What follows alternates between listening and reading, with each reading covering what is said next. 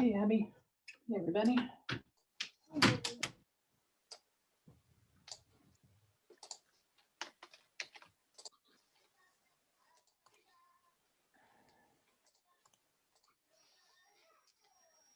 Abby, I'm going to want us, I think, try to put us in small groups at one point today. I'm trying to see how to do that. I don't know. I don't think I'm the host. Can you see how to? Yeah, you can do breakout rooms. I thought you were okay. I can make you the host. Oh, here it is now. I see it now. Okay, gotcha. Perfect. It depends on how many folks are here, because if it's a small enough group, then we'll just stay in one. But I want to make sure everybody has a chance to do stuff. Hello, everybody.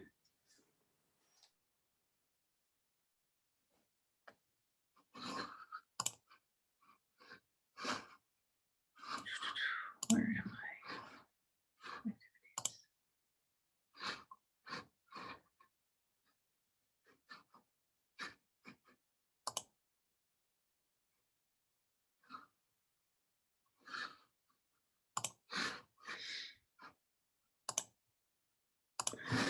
So as we're just getting started, I want to just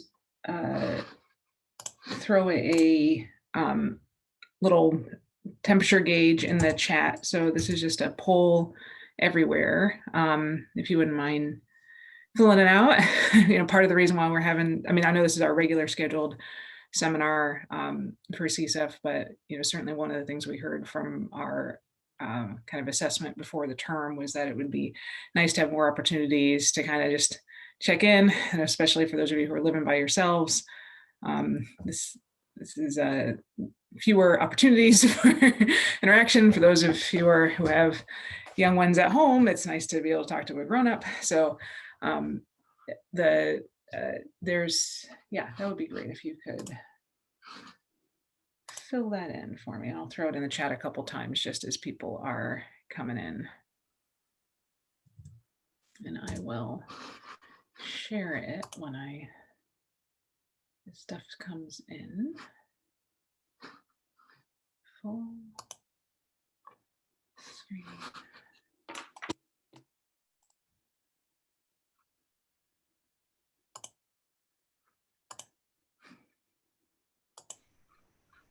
Abby, I'm making you the co-host so you can keep admitting people in case I lose track of that as people are coming in. Sounds good. Thank you. All right, so as everybody's coming in, we're just, I'm doing it, I will share my screen as we just kind of see how everybody's feeling.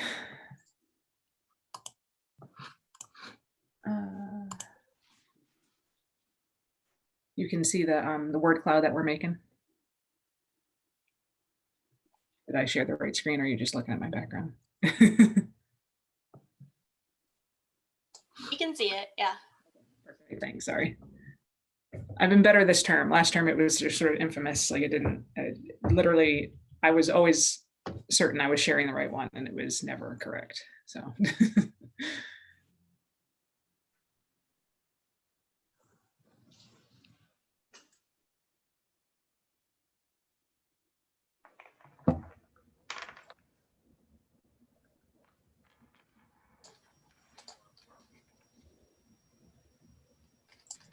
Bree, the only announcement I had for today was talking about our office hours next week. Do you want to talk a little bit about what you're planning to do for that? Thank you for reminding me. Yes, thank you, for sure. Abby, could you also keep putting, like, copy and paste that link back into the chat as people have come in? Thank you. So today is a regularly scheduled CSEF seminar. It was originally Yamani Vinzen, who's, as many of you know, was our staffer here at CSEF. She unfortunately went to social work, but we're very happy for her because she was able to get all of her tuition covered, which was a big plus for her. And of course, we couldn't offer that, unfortunately, as a part-time staffer here. But so I'm stepped in. So the reason I'm here again is because the reason I'm here is to step into with that. But I also wanted to take the opportunity, because this was an opportunity to do some professional development within CSEF. And so today's is going to be about jobs and looking for jobs. And we're going to do a role play activity, interviewing each other for jobs. It will probably be painful, but I promise you it will be. I promise you will come out of today knowing more and being better prepared for when you actually are asked job or questions in a job interview than you would otherwise be.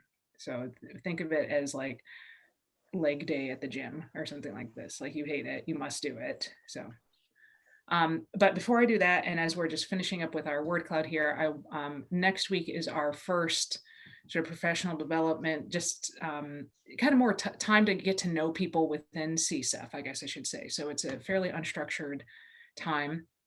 I have volunteered to go first, but I hope that some faculty from CSEF will join me. I think Lindsay is on deck to do our March one. And based on the great conversation actually that Lindsay kicked off at our last CSEF seminar with the paper on racial capitalism, I am going to ask, and Abby will send this around, ask you to read a short paper that recently came out in JAMA by John Ioannidis on the use of race in biomedical research. And so it's a 2-pager, so it's not a whole lot of stuff to read, but a 2-pager that's going to kick off a conversation about sort of the use of race as a variable in a conversation. So I'm not going to prepare a lot of slides. I will encourage everybody to think about the ways that that variable has played in their work, whether as identifying a population or as a covariate that is adjusted for, or as a sort of health equity lens, et cetera, right? There's lots of different ways that you might have used this. And so we'll start off a conversation with that. This is also, I'm going to invite the MACWAR, the Michigan Center for Urban African American Aging Research, to join us there.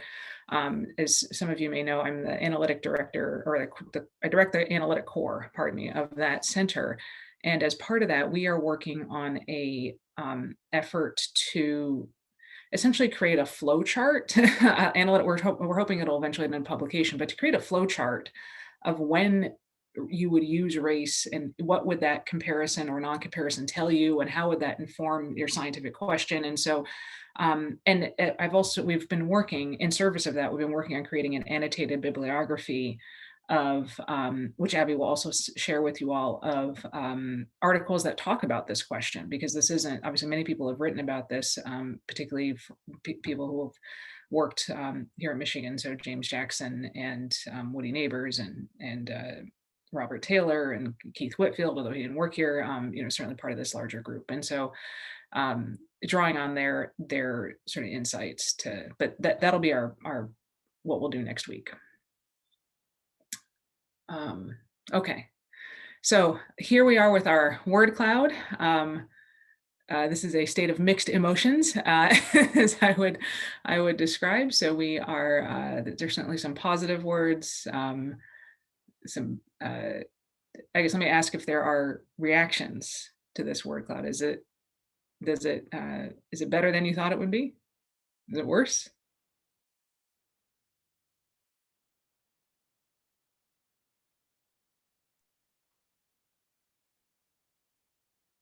I think it's what I thought it would be. Whoever feels petrified, I don't want you to feel petrified. Maybe that's about unable to move. Yeah. I could see that as a very strong visual for sure. Well, we are here for you. I think it's good to just sort of see, especially if you are feeling more anxious or stressed or nervous, that you are not alone, that we are here. And, I hope that one of the things we're going to do today is kind of sharing resources for looking for jobs. And so I encourage you to use our Slack channel to share pictures of whatever. We had some dog pictures going there for a while. We're trying to create as much sense of community and which we know will lower the temperature on some of these things as we can, even though we're remote. But I also know it's really hard, especially if you're living by yourself. or if you're living in a situation that is not, what you would have if you have to be back home, and if that's a challenging situation, and things like that. So I would encourage you to, if you don't know about the Slack channel right now, just private message Abby, give her your address, and we will get you added on that. Okay. So I know that it kind of rolled out in a kind of a little bit of a weird time, and some people might not have been involved in it, but all of the CSA faculty are on it. And so, and you can also private message people, and there are a lot of fairly easy tutorials. And I say that as somebody who is learning as I'm going on how to use this effectively. But it's a way that it really lowers the threshold. So you don't need to craft some really long email to talk to somebody, but you could just say like, hey, I found this article. Isn't that neat? Or look at my dog. Why does she do that? So, okay. So I'm going to stop sharing, and we have a large group today, which is fantastic. I want to, so the thing I'd like us to do, because we're going to have to break into a couple of groups to, well, let me back up before I send us off. Sorry, get out this full screen here. So what I'd like you to, what we're going to do today is I'm basically, and especially with other faculty who, or just other people, if they're postdocs, whatever other role you have here at the university, that's sort of, whether it's a staff or faculty, share some experiences with the job process. I want to start off by asking people to just and you can throw it in the chat, like big questions that you have about what this is. And we're probably not going to be able to get to all of them today, but we will use this on Slack to kind of follow up with, here's, this was one of the questions that came up. So throughout this whole session today, just throw items, any question you have, like, I don't know where to get a job. I don't know what do professors do? Do I want to be a professor, or I don't want to be a professor? What are the jobs available to me? Like those kind of big questions. Also, like what should be on my resume, right? Those are any of those sorts of things. I want you to just kind of throw them in the chat. And we will, again, I'll address some of them today, but I probably won't get to all of them, but we'll use that through Slack. The other thing I want you to do, and what we're going to do, spend most of the time today doing, is I want you to write down 3 questions that you would ask a job candidate that you were looking to hire. For what kind of job, or does it matter? So that is a great question. I would say for the type of job you would hope to have. So if you hope to be a faculty member someday, write down jobs that you would ask if you were hiring someone to be an assistant professor. If you are interested in working at a nonprofit, what kind of questions would you ask somebody if you were hiring, if you work there now and you were looking to hire someone for that role? So I'm looking to see how many faculty we have here today. So I see Lindsay, myself, I think I saw Sabrina. Yes. So I can't see everybody on the screen at the same time.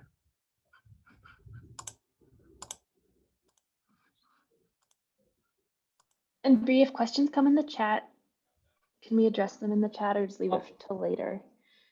We'll do both. I mean, we'll save, so we can absolutely address them in the chat, and then we're also going to translate. I'm going to save the chat and transfer this over to Slack, so it won't be like lost to history as to what was discussed. Okay. That's a great point. Are there other faculty here? Because the reason I'm asking is because I with this larger group, I want to break us into small groups, and I would love to have a faculty member just in that room to help give a little bit, just help manage the room. Is there anybody else here?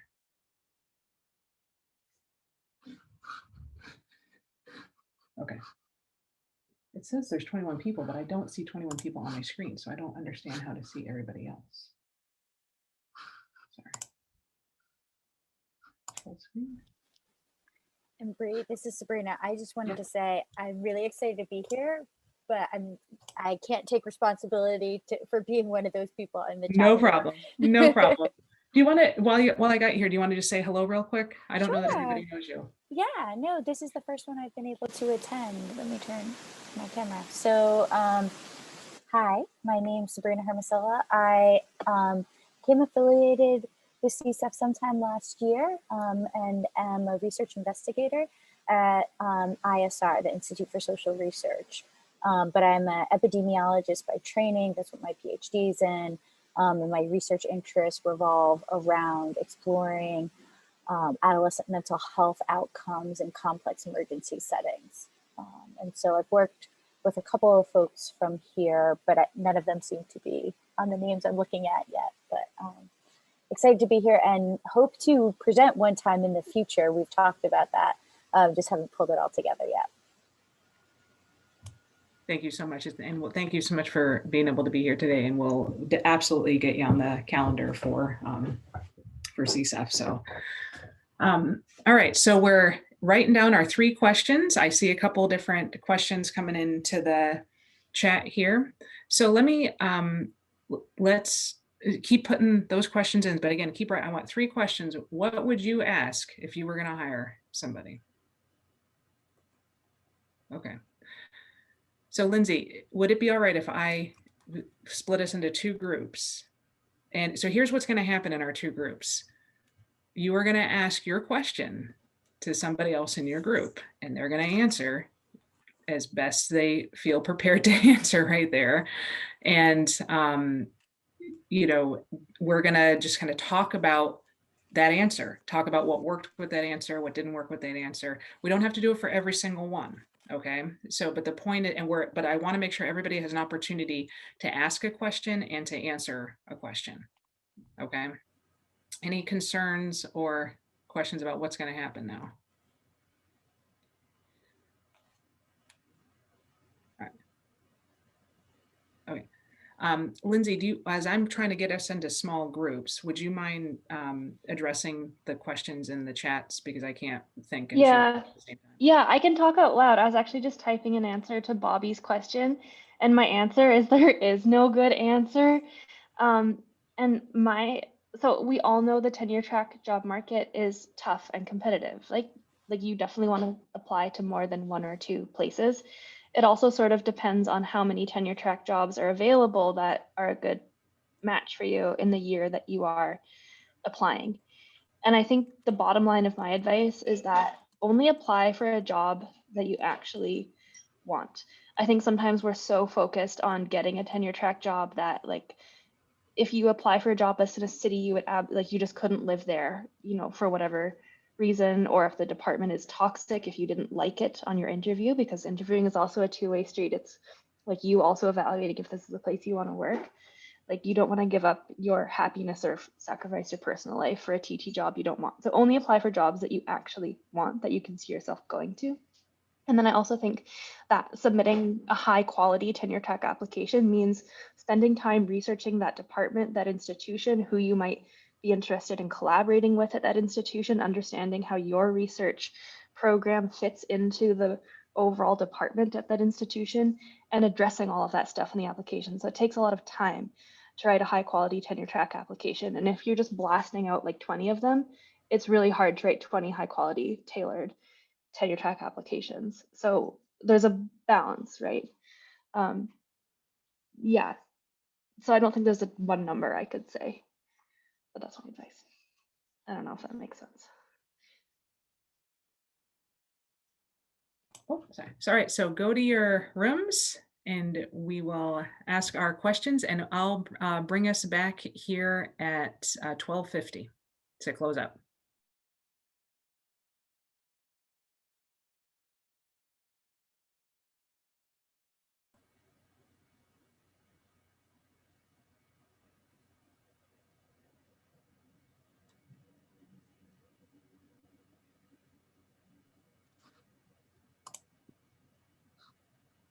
Hello again. So I guess I needed to just make one breakout room in hindsight, because that would have just left us there. But yeah. So who would like to go first? I can go first. I could ask you a question first, or somebody could ask me a question. How about that? That's a way to break the ice. Who wants to ask me a question? I can ask. All right, so you got to speak. You're really low, so Okay. Is this better? a little tiny bit. Yell at me. Okay. Where do you see yourself 5 years from now? I see myself really transitioning my work into one that is making community impact. So a lot of the beginning of my career was focused on, getting papers out, writing grants, being successful in those spaces. And now that I'm well established in as an expert in the field, I really want to be able to turn my attention to both training the next generation and in really making community impact, because that is something that is doesn't really align well necessarily with the tenure and promotion guidelines. And I'd actually like to change that in my future role and being able to make institutions more responsive to community needs that we study. Any comments on my answer? We liked it, Jessica? I liked how you talked about how you were going to integrate it in your work, but also change the culture in the environment that you're in for more lasting change. I thought that was a good strength. And if I knew where I was interviewing, I probably could have pointed to, like, this, I could see working with so-and-so here to make that happen, or I could see you've already got this initiative happening. So that makes, or can you tell me? I think I probably would have, I would have improved my answer if I had said something like, can you tell me how at your institution that, how would that fit within your mission, for example, right? And return the favor. So. Yeah, I think that piece of like tossing questions back in a response to a question I think it adds value to the conversation. And I don't think, especially in times when I have been on the receiving end of being interviewed, I don't think about like putting it back onto the person, but I think it's a good strategy to make it a bi-directional conversation. Mm-hmm. Mm-hmm. But at the same time, I've seen people saying that don't ask questions back. Like there's a little bit of a cutting controversy as far as what's the best way of doing it. I think it's really nice to ask questions, but I'm not sure. I guess it depends on how you ask questions, not to look defensive or something like that. Mm-hmm. I agree. I think that is you want to have a balance. You don't want to be seen as challenging, especially, and I would say it also sort of, where are you in the interview process, right? Is this the first interview? Is this a second interview, or like a follow-up phone conversation? So great points there. All right, I need to stop talking. Erica, will you please? Bobby, you wanted to make a comment, please? Go ahead. I just had a question for you. That answer came so easily and naturally to you. I was wondering if you have a Word document or something where you write down sort of your future plans, next steps, and how to get started with thinking about those kinds of things once you are, publishing much more, and even where to take your research post-dissertation. That is a fantastic question, Bobby. I write stuff down all the time. I always have a notebook with me. When I'm in job interviews, I show it off. I mean, I don't mean like I'm like, look at it, but I make it a point for people to see that I'm writing down their question. I will usually, so I was a debater in college, all right? And so I have a shorthand method that no one else can read, but I know what it means. But it helps me really solidify an idea in my head. And so I don't write down the whole sentence, but I will write down impact. I didn't do it in this case, but I would write that sort of thing down, right? And so it is important to reflect on why it is that you doing what you're doing, regardless of the specific setting that you're kind of talking about. And the answer, I try to kind of illustrate, like my answer today is very different than what my answer would have been 10 years ago. I still would have wanted to have impact, but that's not why they would have been hiring me. It really was about more potential and collaboration, and what was I going to bring that they didn't have already, versus now it's like, well, obviously so I would say I can come up with some questions and we can continue to have this conversation on Slack again, or other sort of formats of what would that what would that 5-year plan look like? Or what are some pieces of it that we would sort of expect to see? It doesn't mean that they have to be part of it or like that there's a right way to say it, but there's, I would be surprised, for example, if a 5-year plan, like if a 5-year plan was, I'm going to write this grant, I'm going to write this grant, I'm going to publish in this journal, that I would be like, what? That's just a list. Like that's not, I would want, what is the process that you're going to try to approach that plan with? I want collaboration. I want to be able to, if there's this problem that's really been frustrating me about, this lack of whatever, I want to work on addressing that. I'm going to need collaborators to do that. And, so that's the kind of thing I would want to see, not a list. And I've seen plenty of job applications where they're literally like, I'm going to write this grant. And then if that grant doesn't get funded, I'm going to write this grant. And I don't know, they're just not, the way that that's coming across is that there's not a broader vision. And in fact, it comes, even worse than that, it comes across as you don't see how the big picture fits together, that you see the trees, but not the forest. And that's, you might be able to, on paper, be very successful and have a lot of publications and have a lot of grants, but I don't know that you'd be a great collaborator or a great colleague. And that's what I'm hiring you for. Thank you so much. That's really helpful. Mm-hmm.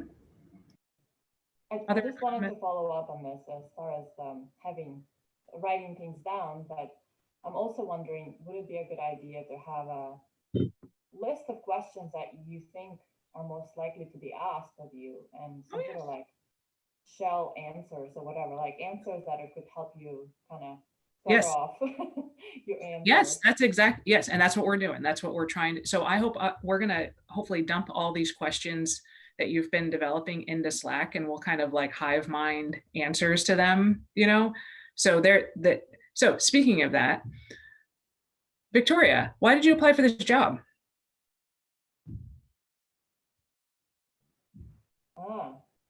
Why did I apply for this job? Well, first of all, I saw it as a great opportunity where the job itself, the position offers both an opportunity to collaborate with various departments, various researchers, which I value.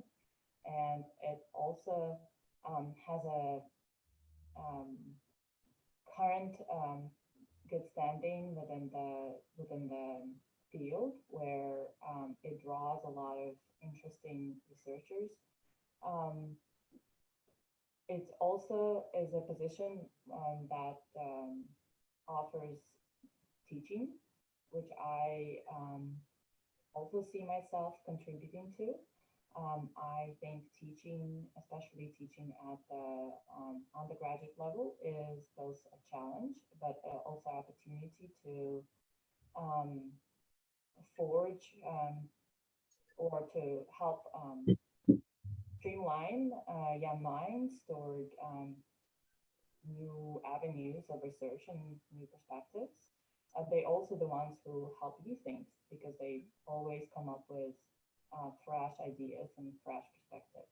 So I value that opportunity. And finally, I also value the current research faculty that comprises the current department. And I hope to establish collaborations with the research faculty and forge different research efforts as I move along in my own career. All right, good. Feedback for Victoria? It's really hard for me not to make faces. Like, oh. Feedback for Victoria? I heard probably every like fifth word or something, because I think your microphone may not be catching your voice, which is not really your fault, but I think it, like as someone receiving the answer, I feel like I would place weight on the fact that I couldn't really hear what you were saying. So I thought maybe it was my fault, so I turned on my headphones, so maybe I'll hear you better now. But especially in the virtual setting, testing that out, I think will be. Jessica? I could hear you okay. I mean, yeah, you are faint, but I could hear you. I feel like you touched on a lot of kind of really good broad topics. You mentioned like collaboration, you mentioned teaching. I think you could bring out more like what you had a bit of like, I feel like I heard both partnership stuff and like unique stuff. So you could maybe bring out a little further, you know, you mentioned like the collaboration piece and I was like, yeah, and then what are you going to do maybe that's special too? So like have kind of like a 1-2 punch, like I'm going to do this with people and I'm also going to bring this great skill set that's unique to me that helps build a department here, and then maybe link that to, and then I'll use that to teach students about this. And I really like, you can like link it together so that you show like that dual thinking of like me and the team. But I thought you did a great job of thinking through like the full breadth of a department that encompasses research, you know, service, teaching. Like you hit all the points, which is shows like a really nice perspective to like the holistic position, not just like a single focus. Mm-hmm. Emily? Yeah, I think Jessica, what you said was really nice. I feel like it's really tough to answer that for a totally unspecific made up position. So what I felt was lacking were like really specific targeted things about fit. Like what are you bringing that's a gap in their department? How do your goals match the goals of that specific department? Just so it feels a little bit more tailored and personal, and though you've really thought about yourself in that specific department or university. But obviously that's tough to do in a made up type of thing. Yeah, and definitely, yeah, and I want to, yeah, first of all, thank you, Victoria, for, yeah, I know that's a very challenging thing to Emily's point, you know, what job, right? I want to just emphasize though, Jessica's point, which I do think is excellent. I like the metaphor of the 1-2 punch of the, you have this and I bring this, right? And maybe there's a less violent metaphor to use here, but anyway, we're Americans, like that's what we like. So, but you know, the point is that, you know, I see this strength and I see myself adding in this way.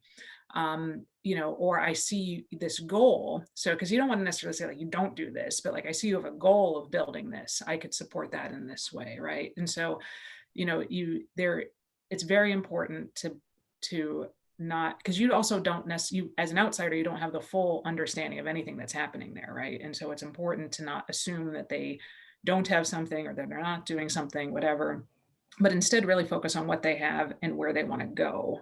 And then, you know, that should also be part of like the job posting. And hopefully we kind of describe what they're thinking.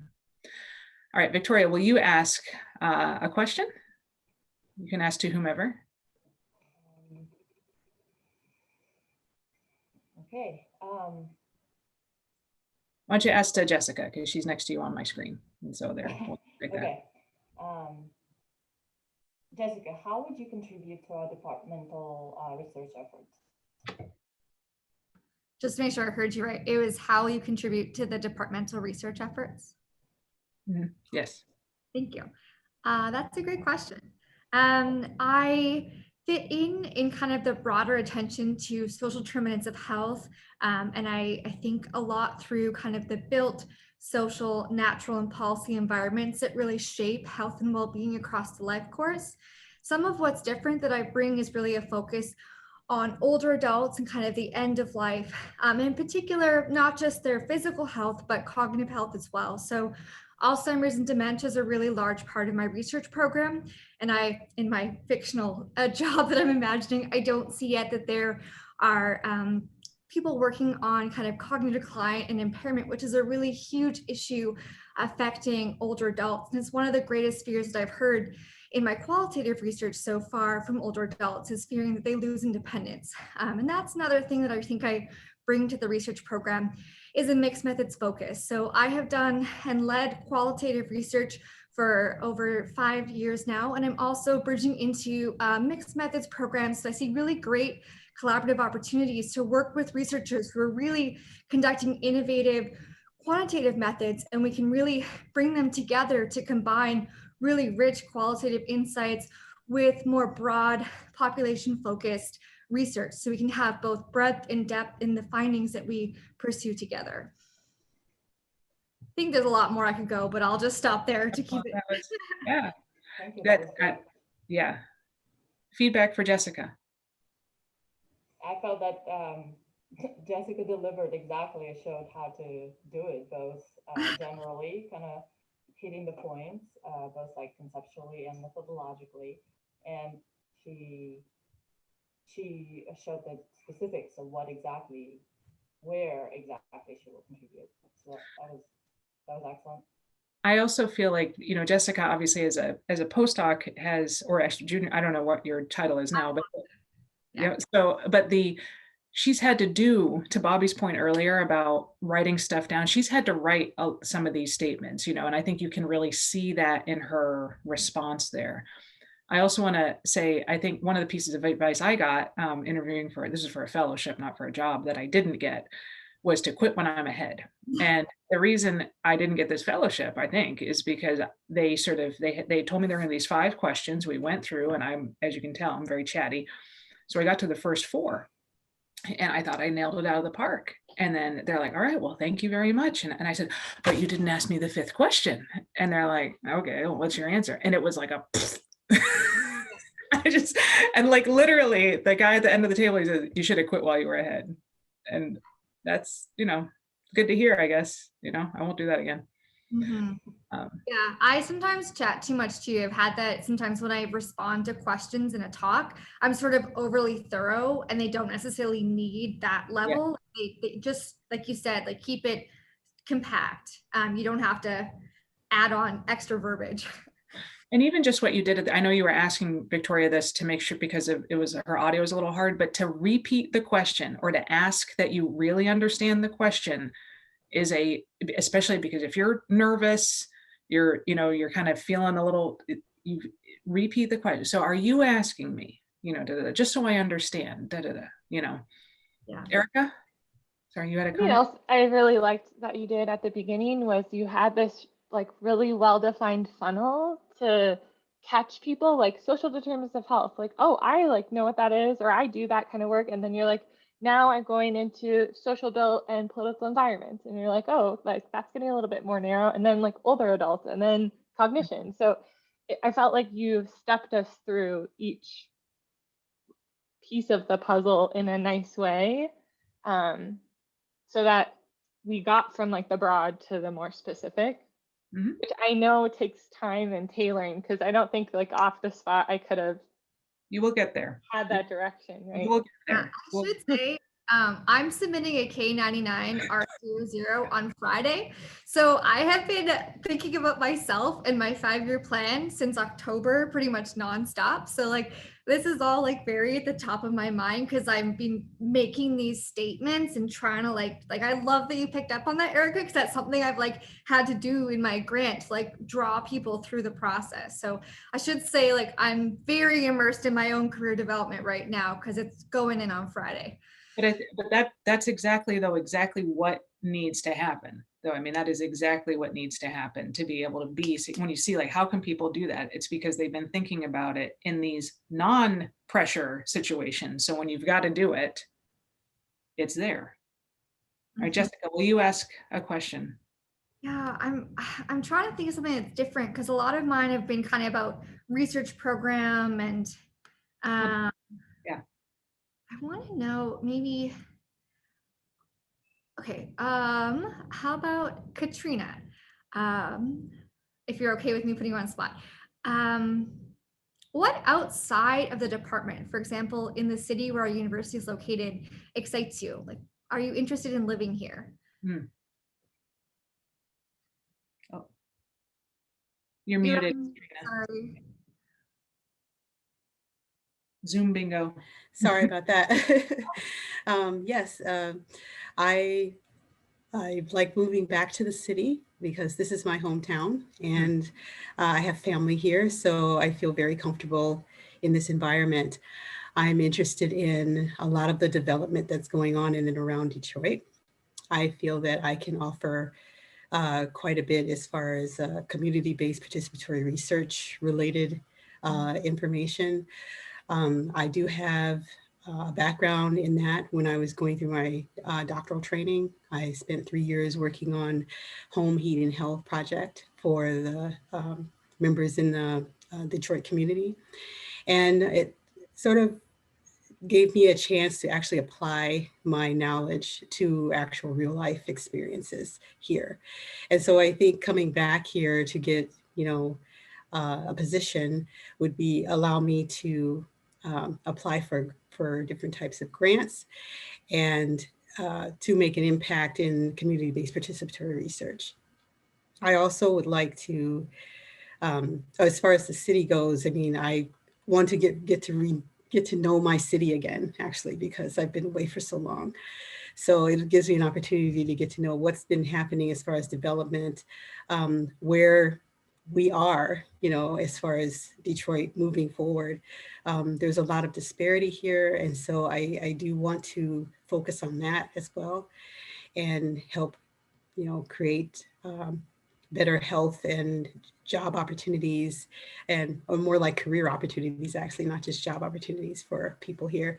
I'm particularly interested in older workers who have been displaced from their jobs. I think that that's a growing problem because I'm interested in cognitive decline and whether or not that has an impact on individuals who are prematurely retired as a result of COVID.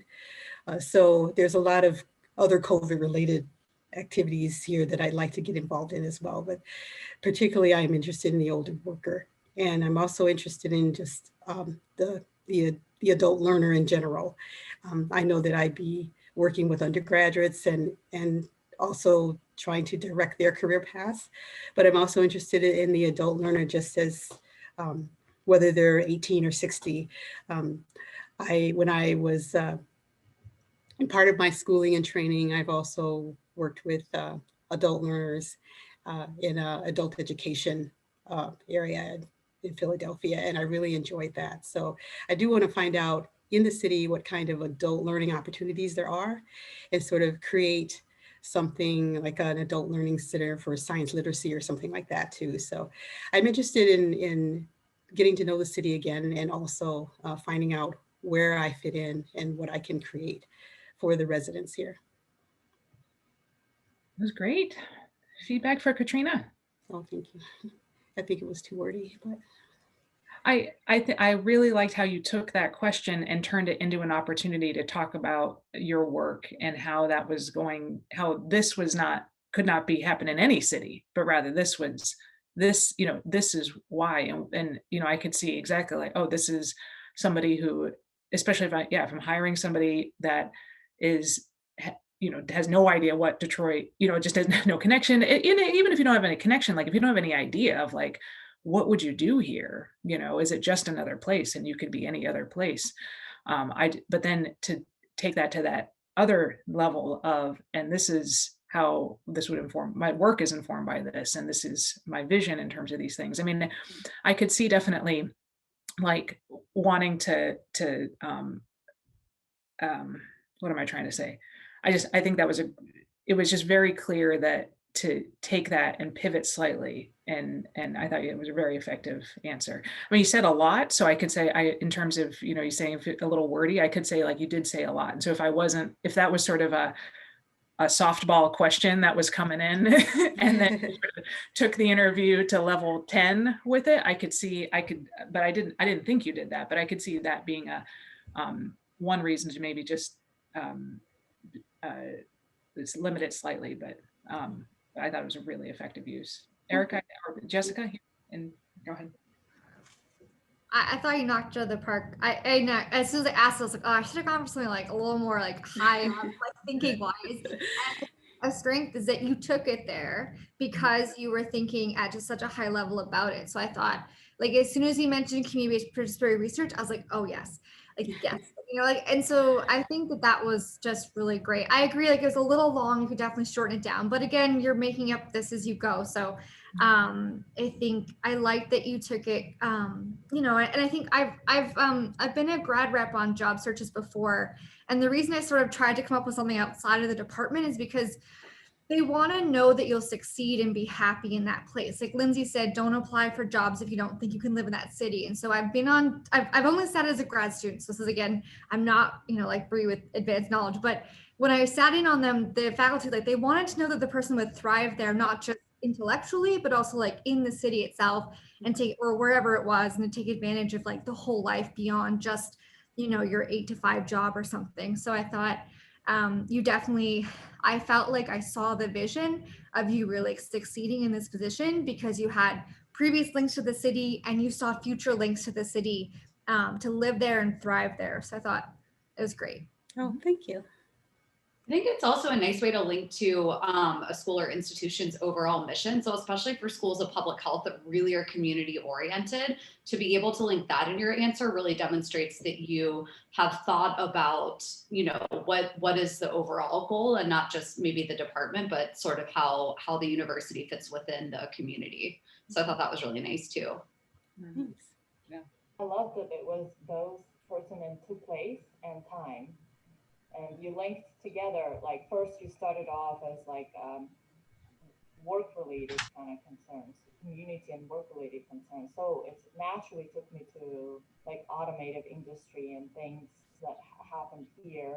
That's where I was thinking. And then you pivoted and went back to like COVID related and prematurely quitting job in this regard. And then linking it back to cognitive decline. It was awesome. I really liked it. Oh, thank you. So we're getting real close to time, but so I'm going to ask Katrina to ask someone else, maybe Hyun or Eskra, who haven't had a chance to weigh in. Okay, I'll ask Hyun. Did I pronounce it right?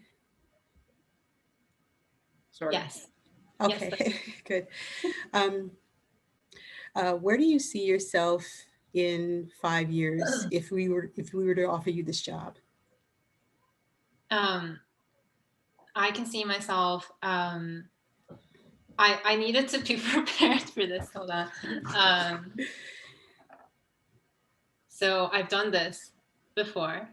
I've asked. So I would say, right, just do it. All right, this is why we're doing it. Sorry, I'll just take like a 1 second. Yeah, well, just say, but I mean, so we'll take a second. Write some stuff down. Write some stuff down.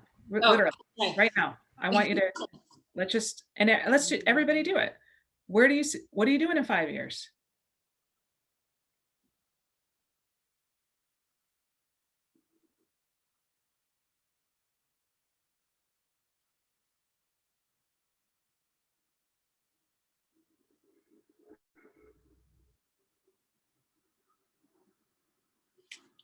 Okay, I'm ready. So my passion is in social health policy effect on cardiometabolic disease health disparities. Currently, right now, I'm actually working under Dr. Lindsay Kobayashi on and interested in working for the Halsey cohort, which is looking into aging impact on adult health in South Africa. And so I see myself for the next year or two working for doing data analysis, data management, increasing my skills in those data skills and quantitative skills, but also interested in, I'm bringing my past experience doing looking into the effect of health systems in Uganda on cardiometabolic disease knowledge and attitude among Ugandan population. Sorry, I'm just like not organized at all. But I did qualitative work in that and looking into people's knowledge, attitude, and practice in cardiometabolic hypertension, diabetes management. And so I would like to combine those skills together, the quantitative and the qualitative skills together for the mixed methods to developing those. And then in the future, I would like to, I can see myself working in academic institution or Gates Foundation, things like that, to further develop my skills to improve the health disparities in specifically in aspects of cardiometabolic disease.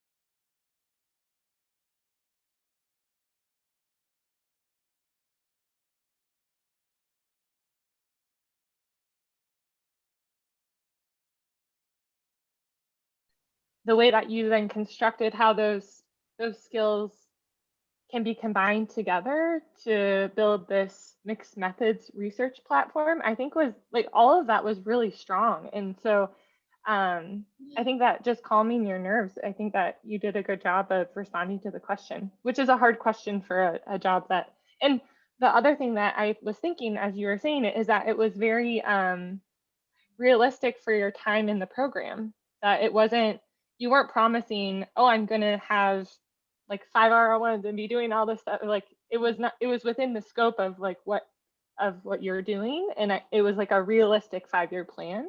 And I thought that was a good strength to your response too. Thank you so much. And also, I just want to say, if as a company, if I had done my homework, I would have known where you were. So you could have pushed back a little, but I wouldn't know how you would push back at me. But I think you did a great job doing that, just saying what you had to offer at the moment. So yeah. And taking a pause is a really good strategy. I got some advice from someone yesterday, actually, that it also demonstrates that you're taking time to actually process someone's question and you're not just sort of jumping back and reacting to them without like thinking and processing what they have asked of you. Yeah, thank you. I was also just kind of thinking about this presentation I'm giving in a few hours, actually Lindsay's class. So I was thinking about that and listening in, and it was just kind of completely just kind of doing like a double work. But anyways, I will definitely work on improving in the next 4 years. Well, and I think just sort of, you know, keeping the idea, like, and what we're going to do is we're going to collect these questions from everybody. And so we will be able to hive mind answers and kind of, you know, what things work, what things, you know, can be improved upon, because with every answer, there's things that can be improved upon, whether it's conciseness, whether it's organization, whether it's emphasis, right? Like, do you need to say everything about you in the first question? No, like you want to, you know, I think another piece of advice, and I'll add this to the Slack channel, is like, you're talking about like pieces of advice that you've gotten, Emily, in terms of like taking a moment. Absolutely, you know, writing stuff down. I've also, another piece of advice that I have heard is that the more the person who talks the most in the job interview thinks it went better. So, you know, and I guess I've done it. So part of it is like trying to actually get the other person to talk a little bit, you know, and so, you know, because people like talking about themselves, and like, you know, how does, you know, for example, like to Eskra's point in the chat earlier of what questions do you have? This is the time for you to get that balance of who's been talking during this interview back in your favor. And so, what do you like about working here? Like, you gotta kind of do more homework than that. But that's something that I hadn't considered, and it's something I try to do because I get nervous. I should also let you know, like, I'm almost as nervous as you are when you're interviewing. You should kind of, maybe not as nervous, but like there is also a level of anxiety from the interviewer perspective. And anyway, for what that's worth. All right, so I'm going to bring us back to the room because I want to share a resource, like one slide resource that I've got there, and then for us to put our questions together. But I am so sorry we didn't get to everybody, but I hope that we can do this again, because I think this was really productive, and I hope that even if you didn't get to answer a question, that you learned something today. And I'm going to take us back to the room, or everybody leave the room, and then we'll close out. All right. Thank you. Leave breakout room.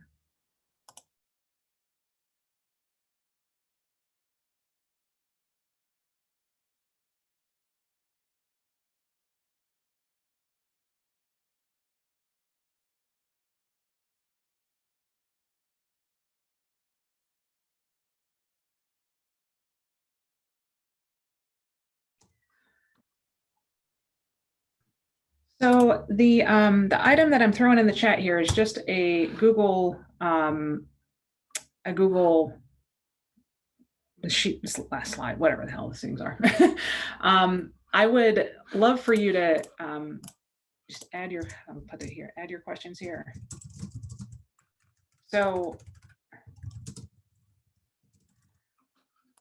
So from our role play, I would like you to just add, I think everybody should have editing abilities on this deck. Just throw your questions into this chat. If we need another slide, just make a duplicate slide.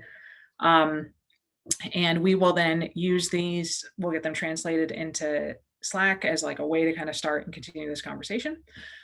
The other thing I want to call your attention to is the second slide in this deck. Hello, welcome back, everybody. We got all the jobs. We are all 100%. We have, hopefully that was an effective use of time. I also want to call out that this is an exercise that I learned from Robert Taylor at the School of Social Work. So this is not my painful invention, but I have been part of it and I have certainly benefited from it. So it's something that we do with our MeWe scholars on occasion. So what I'm throwing in the chat here is a slide deck that I think you should all be able to edit. I would like you to add your question. The very first thing I asked you to do, write those questions. I'd like you to add those to slide number 1. If you need more room, I mean, just keep at there. This isn't going to live here forever. This is going to get translated into Slack. So don't worry if you're just kind of running off the page. The second thing I want to call your attention to is the second slide, which is resources for jobs beyond the university. Well, just resources for job beyond LinkedIn.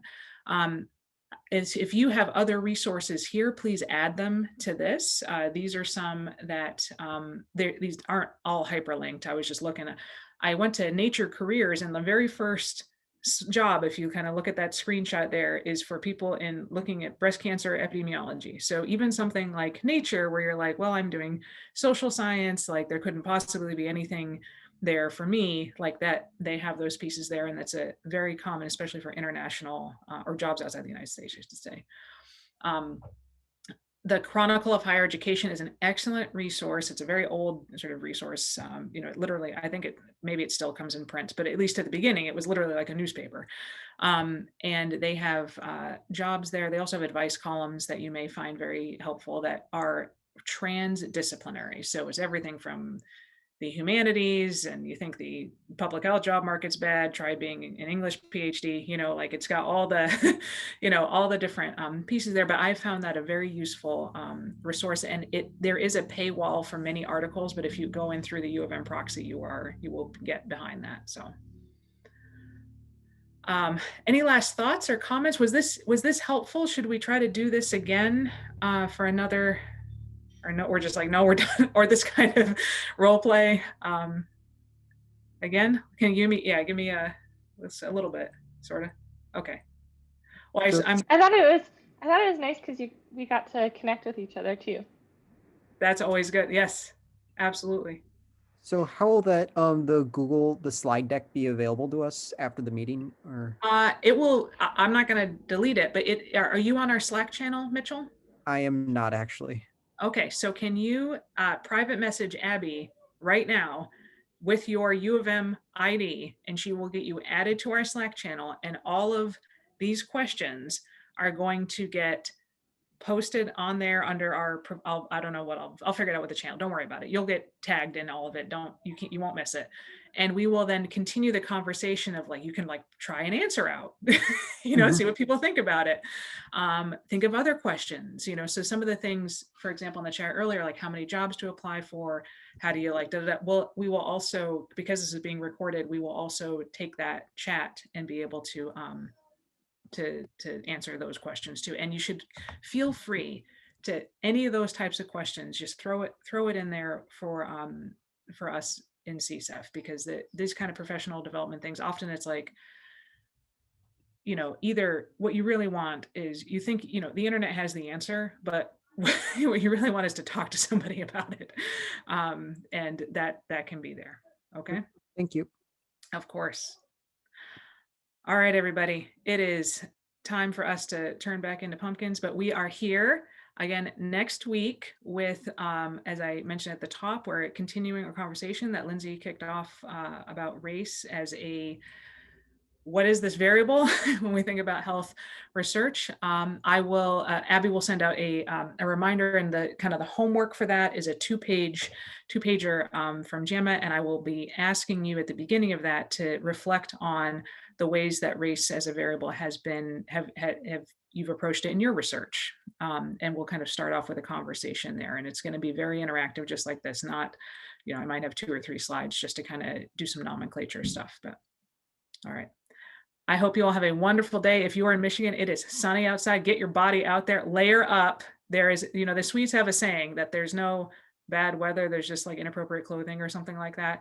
Like, I mean, they live in a permafrost, but like there is something to that. So, okay. Bye, everybody. We'll see you next time. Thank you.